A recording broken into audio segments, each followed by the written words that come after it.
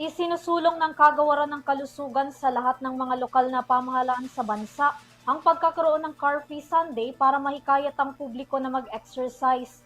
Unang nailunsad sa Quezon City ang kauna-unahang aktibidad ng ahensya na layong maging healthy ang mga Pilipino. Narito ang detalye ng balita.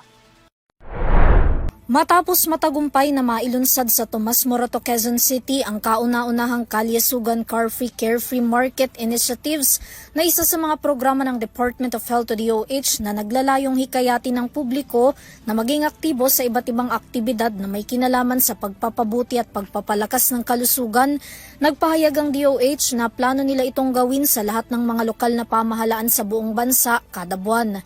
Ayon sa DOH, ang naturang programa ay bahagi ng selebrasyon ng Philippine Heart Month, Oral Health Month, National Cancer Awareness Month at World TB Day na itutuloy-tuloy nila hindi lang sa Quezon City kundi sa buong Metro Manila at iba pang rehiyon.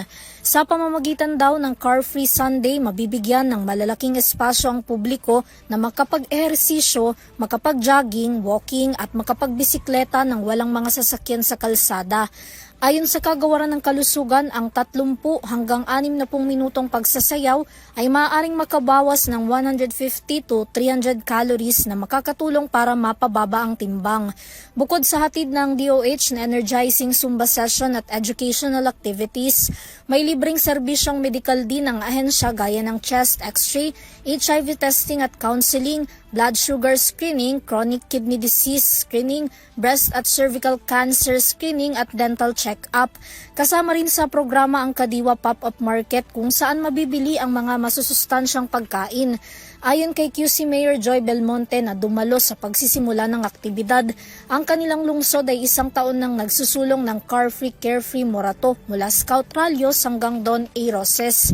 Ipinahayag naman ng alkalde na layo nilang palawigin ang open spaces sa QC tuwing linggo na pansamantalang magsasara sa ilang kalsada para bigyang daan ng publiko na magsagawa ng iba't ibang kaparehong aktibidad kaugnay sa healthy at active lifestyle.